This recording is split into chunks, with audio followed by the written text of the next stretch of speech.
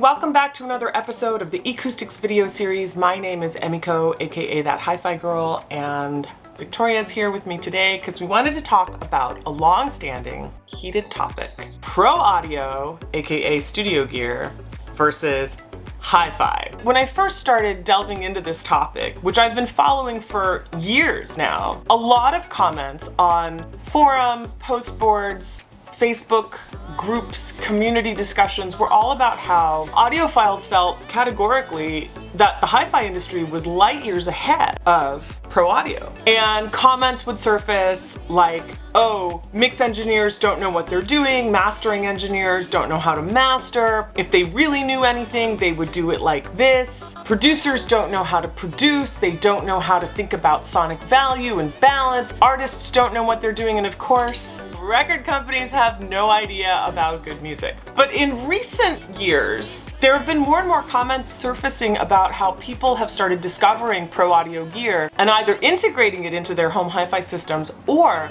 they've just gone pro audio setup all the way. So the acoustics team and I sat down and we started talking about the differences, the similarities, and how each industry is actually valuable to create a holistic, elevated listening experience. So before we delve into this, I do not want anybody thinking that this is some sort of a pro audio versus hi-fi shootout. This is not about what's better. The aim of this video is simply to bring to light some reasons why pro audio gear and hi-fi gear are different, and how those things might be useful to you in your own system setup. So let's get started. And let me also say this for those of you who may be new to the video series. What makes me qualified to talk about this? I'm a music creator, I'm a studio owner, I'm a producer, a film and television composer, a keyboard player, and clearly an audiophile.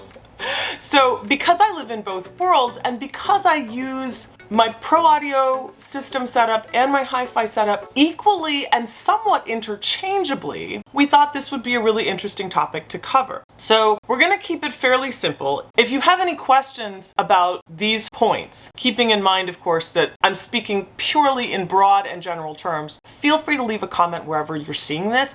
Ask questions, and let's start a dialogue about it, because this video could be broken out into 5, 6, 7, 8 parts, and it would go on forever if we were to discuss all the details and the intricacies. So the first point I want to bring to light is the build quality. And when I say build quality, I don't just mean the inner guts and the circuitry, I mean the outer cabinetry. Because in a studio setting, pro audio gear oftentimes is knocked around, stacked on top, shoved underneath, moved on a daily, if not hourly basis. Plus, some of our components we actually leave on overnight for days on end, sometimes for months on end, because that's actually what's better for the component. So with that, having a piece that can take a lot of bumps and pushes across the room is really important. That's why in a lot of cases you'll see studio gear that's often covered either in its own case or covered in sort of a very dense, almost carpet-like material. The other thing to think about in terms of build quality is studio gear is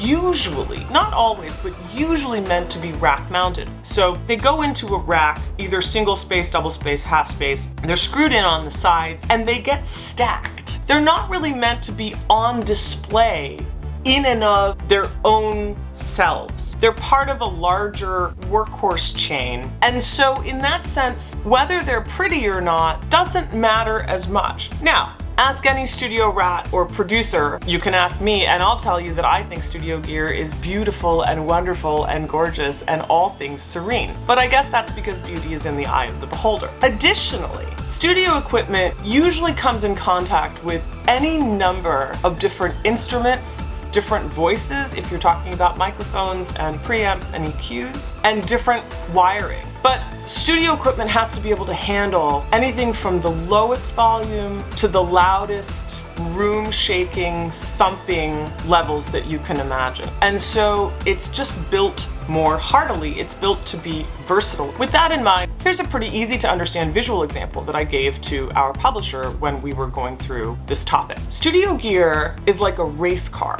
So if you've ever been inside a race car, and I don't mean a luxury supercar that goes really fast, I mean a racetrack race car. There are no frills on the inside. That thing is built like a tank. It's not very comfortable. It's kind of cramped, very hot, and it's very utilitarian. The purpose of the race car is to get you from point A to point B as fast as you can go, and hopefully as safely as you can go. But oftentimes, if you take a car that has race car guts, or the heart of a race car, and you want to put it out on the street to drive, these automobiles are often modified to be made street legal. Very similar to studio gear and hi-fi gear. Now within build quality, I do want to deviate for a minute and dispel a couple of myths that audiophiles have been putting out there about studio gear. The first is this idea that studio monitors are active and hi-fi speakers are passive. This is not a black and white only subject. There are lots of studios that work with passive monitors that prefer that. Most studios will have both because it's really important that we can hear our mixes on a variety of speakers. The second myth, that's not really a myth, but I think it's been overblown, is this idea that near-field reference monitors, the ideal position to listen to them is 3 feet or 1 meter. While that's true in some cases,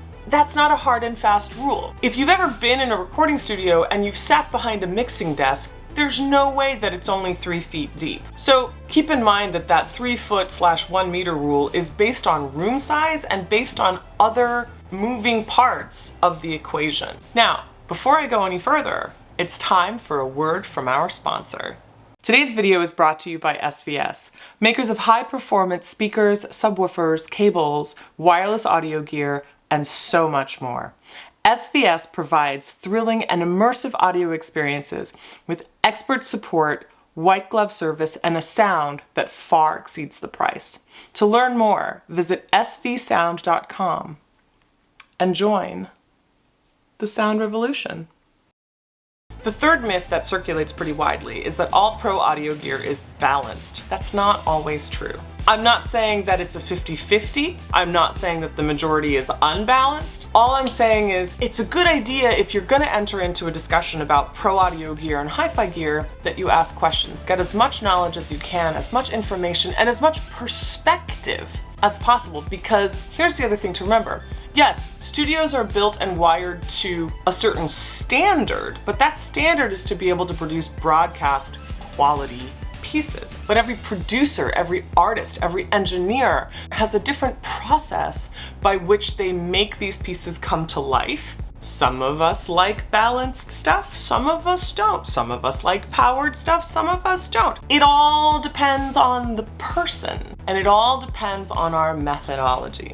Now, the second point is the idea of accuracy. Now, I know that a lot of people nowadays use accuracy in a very flexible way, but the definition of the word is correct in all the details. So that's pretty clear, and that's actually pretty inflexible if you think about it. Pro audio gear is made to be accurate in a way so that music creators, engineers, and producers can identify mistakes, details, things that need fixing, tweaking, things that need balancing out. So for us, accuracy is all about being able to hear and see the whole picture and then go in laser focused and pinpoint any specific moment in a track for us to augment or change or enhance or decide to leave as it is. On the hi-fi side, accuracy is all about reproducing the final version of what we've made. So in this case, I think the definition of the term accuracy is the same in both cases. They're just different steps along the same road. Now, the third point in this video is all about aesthetics. Now, I know I covered a little bit of that at the beginning, talking about the build quality, but I think it's fairly obvious that I have a pair of giant purple speakers courtesy of Eggleston Works behind me, and I don't have giant purple speakers in my studio. In fact, I don't think I've ever been in a studio that has giant purple speakers, to be honest with you.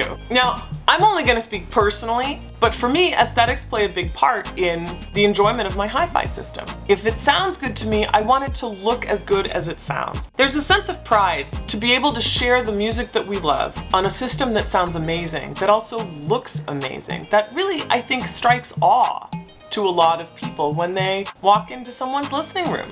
The thing that makes me chuckle, that used to be a little known trade secret, but now I think more and more people are realizing, is that there are actually companies out there that make their hi-fi components identical to their pro audio components, and they just reface it. I think that when you have systems that don't have to be rack mounted, that can be spread out and arranged the way that you want, you have a lot more opportunity to play with and enjoy the aesthetics of what each component has to offer. Now, the last point that I was gonna make, and now that I'm thinking about it, I might not make, is price. When I first started mapping out the points of this video, one of the biggest contenders was the affordability factor. But then I realized that being part of the acoustics team, one of our most fervent missions is to chronicle and spotlight and bring forward wallet-friendly, high-end components. That's what acoustics is all about. Because if you head over to ecoustics.com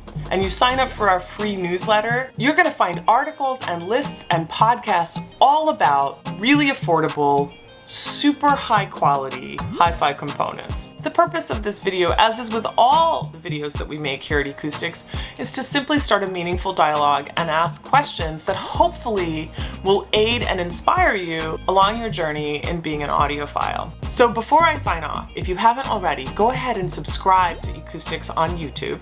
Give this video a big ol' thumbs up wherever you're watching it, and leave us a comment, especially if you have any questions or you want to share your experience with pro audio gear versus hi-fi gear. We'd love to hear your stories. Thank you so much for watching, everybody. Until next time, bye!